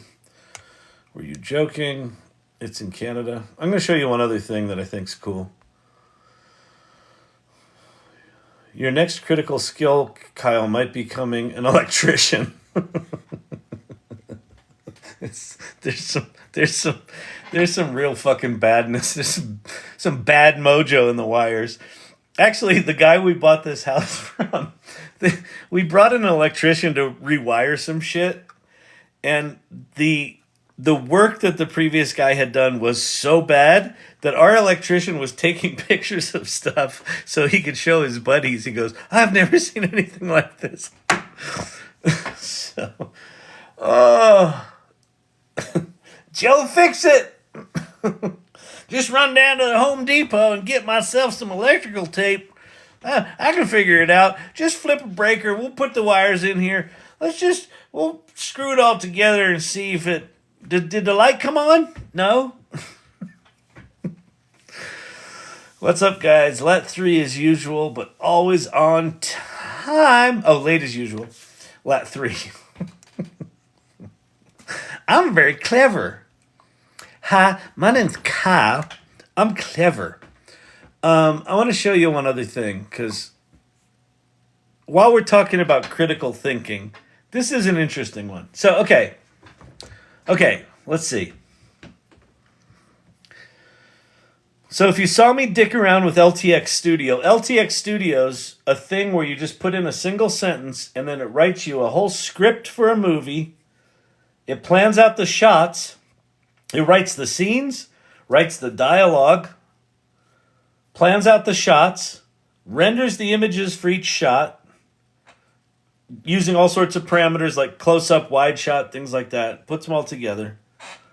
And like even a 30-second, it does it in like, again, everything's 30-second chunks. It makes like a 30-second video, but it's got like 5 scenes, 3 shots each. You could spend days refining that script and like adding shots to it and timing the shots to the script and rewriting the script. Or you could just put in, make me a video of a dog that goes through a car wash and gets its fur all soapy. And it'll make it. Or you could make it clever and good, right?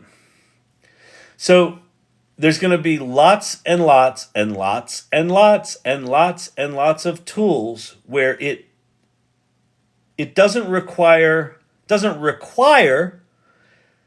any talent from you or anyone else. But creative people and people with good work ethics and people with critical thinking skills and people with good judgment and people with taste and people with something to say and a point of view are going to use those same exact tools, and they're going to do remarkable work, and you're going to marvel at it. You won't know how they got there. And how they got there was hard work. So learn the tools well enough to understand what they make possible. And then the lights came on, and then they went off. And then they came on. So I'm going to show you a tool right now that is a really good example of you can choose to use this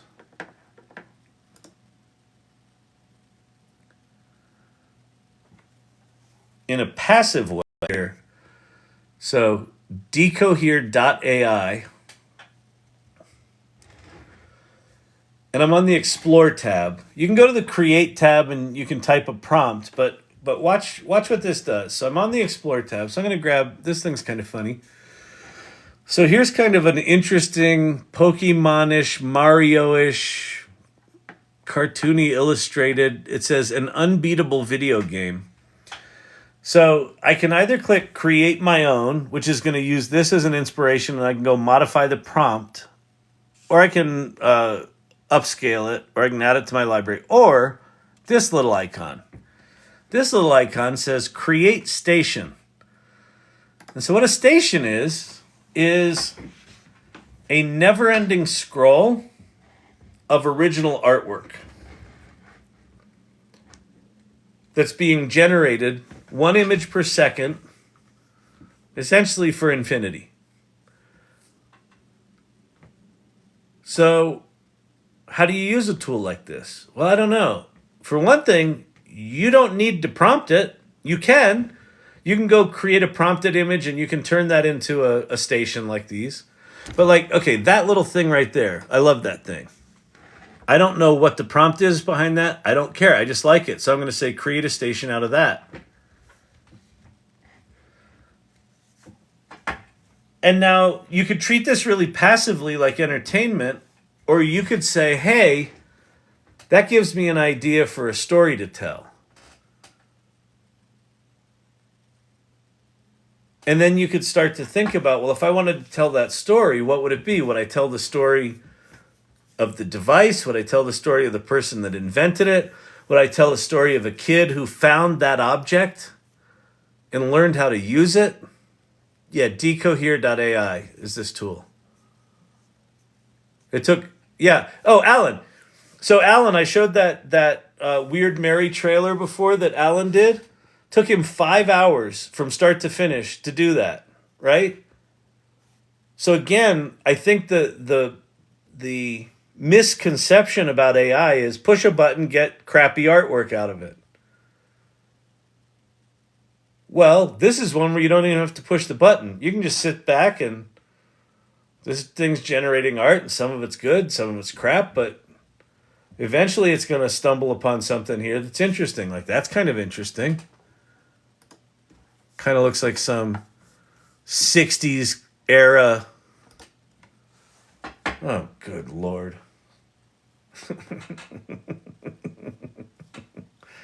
What's that on? This is Deco Here.ai. And these are called stations. This is brand new. This is 3 days old. Now, imagine this tool for every kind of media type. Imagine a radio station that just plays music that is the music you want to hear, and it's all original. And you could start with Weird Mary from Cedar Hill as your starting point, and it would just generate a bunch of music like that. And then when you hear something you like, you go, oh, let me hear that. And then you're like, oh, I love that. Let me hear more like that. Save that to my library. And imagine that for any kind of writing, any kind of problem solving, any kind of programming, any kind of animation, any kind of 3D object, any kind of 3D world, any kind of gameplay, anything.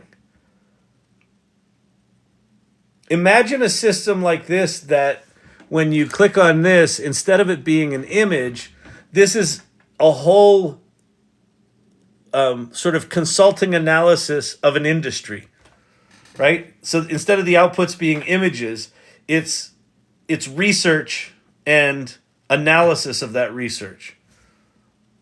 And you can just have instant access to that stuff. And it's just rolling by. What do you do with that?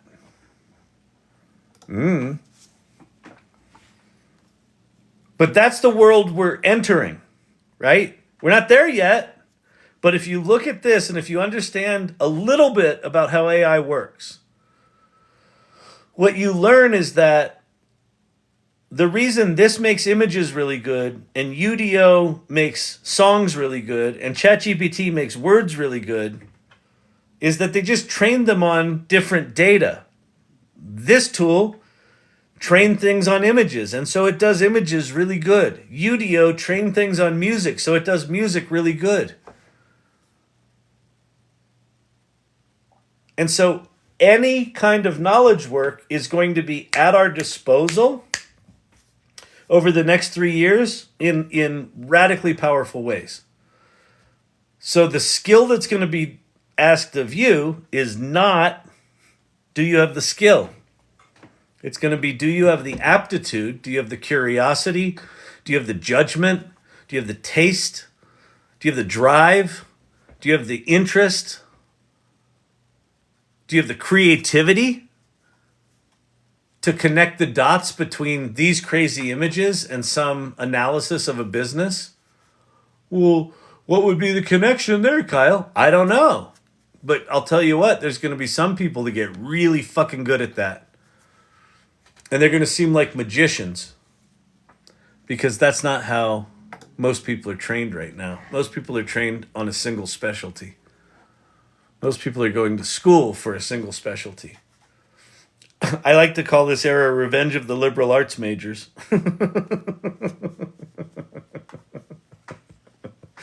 Ah! The neurodivergent will run and rule the world using AI. I think so. This app is Here.A. These are called stations. So how you get to them is you go to Deco Here, you click on the Explore tab, and it'll just scroll by, and then you click on any image you like, and just say, create a station out of that. And what's cool is you can share these stations. I could share this station with you, and we would all be looking at exactly the same images. So it's like this car that it just generated, you would have access to that too if you had access to this station. And you're like, well, why did it just do 3 cars and then a woman and then robots? I don't know. Does it matter? Again, this kind of goes back to the conversation we had at the beginning about if you listen to a song and it moves you, does it matter how it was created? Did not see the liberal arts inheriting the earth. I know. Oh, wow. the electricity. She is. I think I might need to. I think I might need to call it a night here. Good Lord. I know, archetypal architect. It's crazy, isn't it? Well, it's funny. I think did not see liberal arts taken over the world, but also I think creative and knowledge workers didn't see computer automation. I think the general consensus was that knowledge workers and creatives were the last to be affected. And in a weird way, they're kind of the first to be affected. Because, some of the factory automation did cost manufacturing jobs, but it's coming so directly for knowledge and creative work, where it's all about the work you're doing on computers, and it's gonna alter everything. And then who gets good? Who gets good? Who gets the work? Who gets the work are people who are trusted, who have good work ethics, who are creative, who can get shit done. That's who gets work. Not who's got the best degree, not who spent the most time learning JavaScript. It's going to be who knows how to wield these tools and get interesting results out of them. Look at that. That's fucking awesome. Create a station out of that. Crazy, right? AI now, nerds can now do diss tracks with music videos in 8 hours, no studio time and editor. Yeah, I know, it's crazy, Chris. And it's, Tyler Perry canceled an $800 million studio expansion after seeing Sora video. $800 million studio expansion. Why? Because he's like, we're not going to need studios that big. We're not going to need to shoot all that. We're not going to need to build sound stages.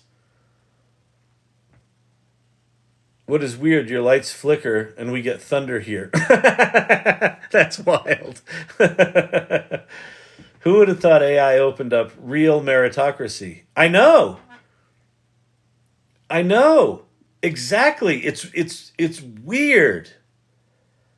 It's like, what's going to happen, Chris, is the centers of power are going to shift. And holy shit, the death throes of the centers of power are going to be, it's like grab your popcorn and watch industries try to legislate their way out of this, lobby their way out of this, sue the living pants off of people who are doing. I would not be surprised if big agency holding companies start suing smaller agencies for being able to deliver better work faster than they can. Sora can now do B-rolls, so no need to be going to location as such. Yeah, I was, it's funny, the day after Sora came out, I was watching a show on TV, and it was one of those, those sort of dramas like The Americans, but there's very few of them that are as good as The Americans, so you see like 10 of them for every one that's decent. So I was watching one of those, I forget what it was. And so they had to run out of whatever building they were in and run out onto the dusty desert tarmac. And they piled into 3 Russian helicopters. And then they did a wide shot of the airport tarmac, and the 3 Russian helicopters take off, and the dust flies, and then there's like 8 army vehicles that follow them, right? They all take off to go wherever the fuck they're going. And I looked at that shot, and I'm like, okay, that shot was 15 seconds on film. It probably took 2 or 3 months to plan. You know, they probably spent, I don't know, $50,000-$70,000 just in insurance, probably another $100,000 in rentals, right? Renting trucks, cars, the airport. I love the American seasons. Yeah, the Americans, that was a great show. And I just watched as the helicopters were taking off, I'm like, holy shit, you will never need to do that kind of logistical project management again. What is Sora? So Sora is an announced but not released video model from OpenAI. Let me go to... Oh, you know what I can go... If you go to openai.com/Sora, it will take you here.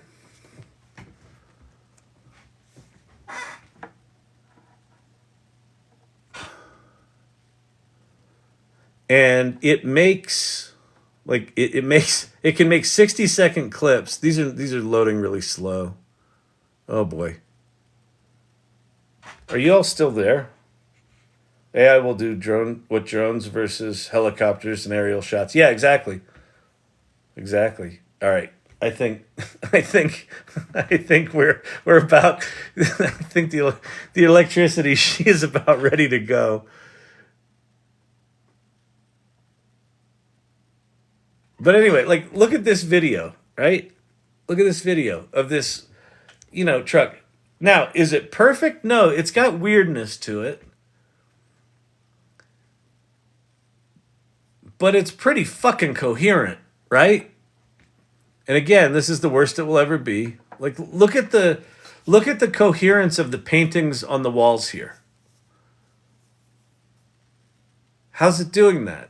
No other video thing does that. All the other video tools do all this warping.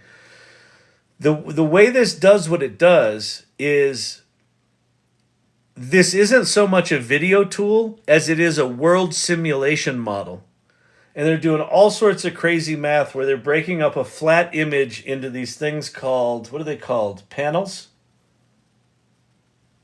I forget what they're called. Kyle's disturbing the matrix with these revelations.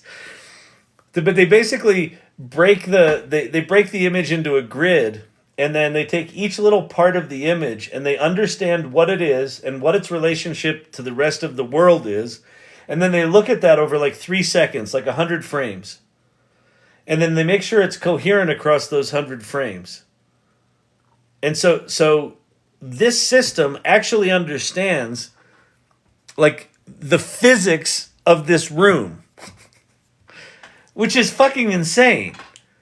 It's not making, like, the way we make 3D worlds right now, if you look at Unreal Engine, is you build 3D worlds and you build textures and you build lighting models. You build all this rendering, all of these geometries that have to be rendered.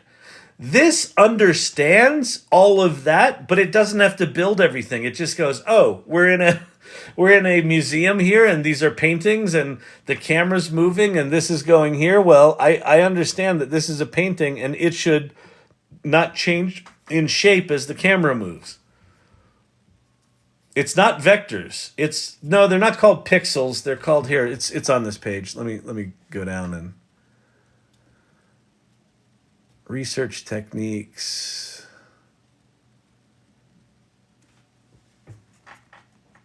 There's a paper. Let's see, research. Sora.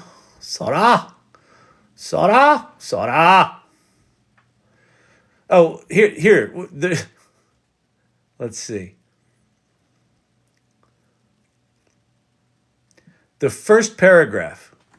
We're teaching AI to understand and simulate the physical world in motion with the goal of training models that help people solve problems that require real-world interaction. So think Figure 1 robots as well. You got a system that understands the world and can understand it visually and can understand real-world interactions. This isn't just a video tool. Introducing Sora, our text-to-video model. Here, I'll show you how it works here. Let me go to the research. They talk about some of the problems it has, which is nice that they did that. Research techniques. Our technical report. Okay.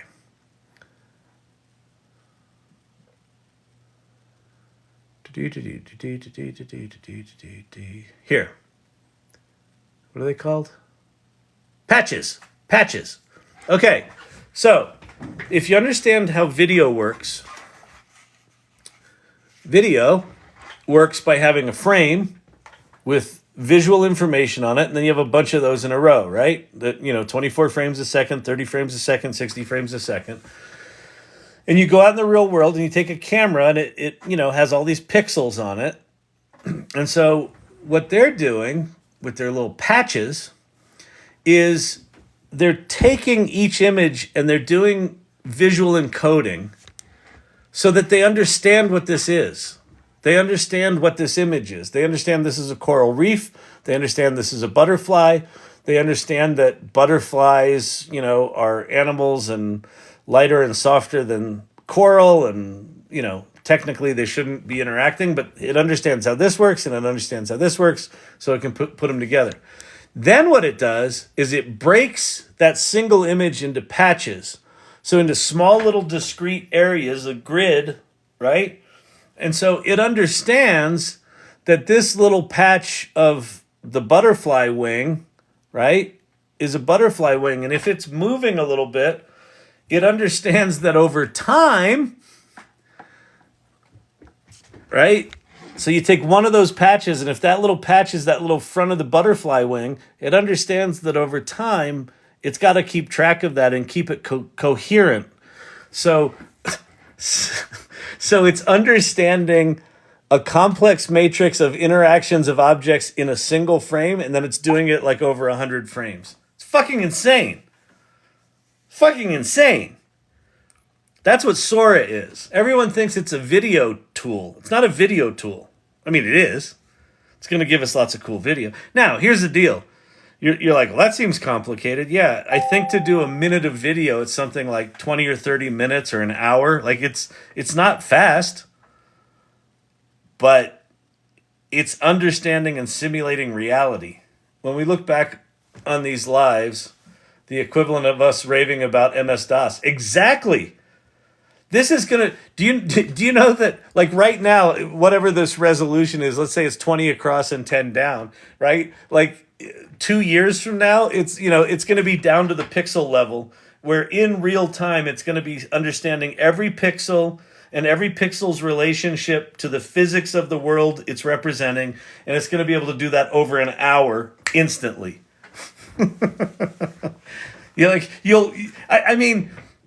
We are so close to being able to literally just describe a movie and have it start playing and then go, no, make it a girl, make it a cartoon, make it a comedy. I'm bored. Speed it up, slow it down. Ooh, I want to know more about that character. Run down that rabbit hole and just, broop, it'll just start doing it. We're not that far from that world. 3 years, 5 years, crazy. All right. I'm totally distracted at this point. Yeah, 56K is the fastest internet. You've got mail. Exactly. What was it, Bill Gates? Who would ever need more than 128K of RAM or something like that? Whatever it was. Because we can't see what we don't know. Why a lot of the AI stuff is boring right now? Rudy was asking this. Why a lot of the AI stuff is boring right now is that we're using AI to automate and speed up the way we used to do things, not the way we're going to do things. One of the things I want to encourage in here is that you start thinking not about how you do what you do now, but imagine if these tools got just a little bit less shitty, what would be possible? If you can start putting yourself in that space, you're going to do good. You're going to do good, little lassie, little mister. All right, I'm going to get my ass out of here. That was a bit chaotic tonight, but you know, what do you want? What do you want? I was away for 2 days. Oh, tomorrow night, AI Salon meeting. If you have not joined the AI Salon, you need to get the ass to a meeting. And we got the next meeting tomorrow night. She's going to be speaking on some research she's been working on. I think she's a PhD student. She's at least in college. I think she's PhD. I don't know. So that's going to be really cool. The meetings are great. They're just good people. We'll talk about news. We'll get to know each other. You'll learn more about the salon. So go there. Click on the third link down. It says AI Salon Community. And then in the meetings, there's a meetings area. You'll see the calendar. It's tomorrow night at 5 p.m. Mountain, 7 p.m. Eastern. That's correct. And whatever that is, Pacific, 4. So 5 to 7 my time here in Denver. Busters in advertising? I don't think you meant to say busters, did you? But I would love to learn about busters in advertising.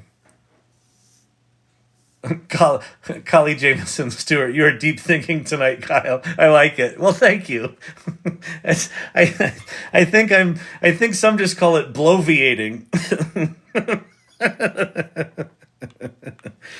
But I'll tell you what. You know what? There was something nice about having the space this weekend to not have to think about the nightly thing and just kind of let my brain go. Because we're in a really interesting lull right now. As insane as all this shit feels, there's kind of a dip in energy right now with AI. Everyone's kind of waiting for what OpenAI is going to do next. And everything's kind of caught up to ChatGPT 4. There's so many tools to use that I think, people are kind of settling in and they're picking their tools to use. But we're also kind of waiting for what's coming. Bloviating, another new vocabulary word. Oh, yeah. All right, we'll try to keep the words coming. Masters, that's right. She's going for her master's. Be careful, the funny farm is waiting. I think they call it the nervous hospital. Can we promote the local AI salons somewhere in Mighty Networks? Yeah, we should do that, Brandon. TK's asking that. Yeah, we can do that, TK. Well, that's something we should talk about and figure that out. Okay, cool. Gavin, I've settled on Ideogram as my primary AI image generator. Very cool. Steve-O, peace out. Worked on the Broadway tunes. Not yet. I worked on the... Andrew and I met, my co-writer on the Broadway thing met Sunday and spent 2 hours on it. And it was mostly on Act 2 outline. Like, what we're really trying to do is make sure the story is fucking bulletproof and really good. Like, we've got to get the story right. It can't be cliche. It can't be expected. It can't be just trite. And so we're working really hard to do that. All right. Okay. So if you want to support this channel, follow me, follow the channel.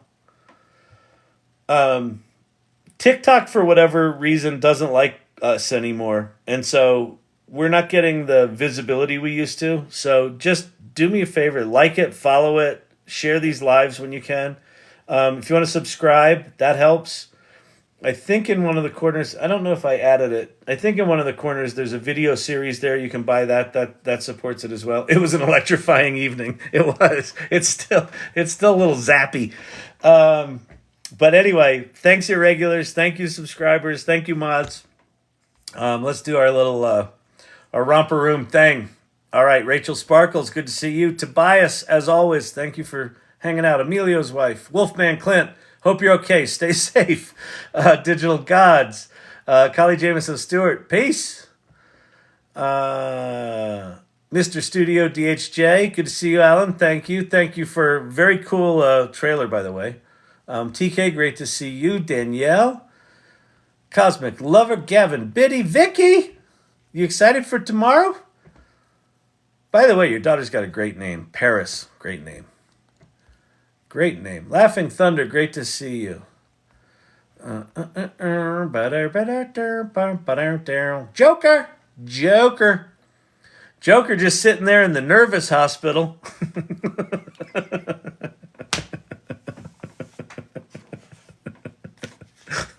I think on that, we'll end it on that. Joker at his nervous hospital. Peace out, everybody. I will see you tomorrow night. I'll probably be late tomorrow night because we have a salon, but I'll make a video if I'm going to be late. Peace. Bye.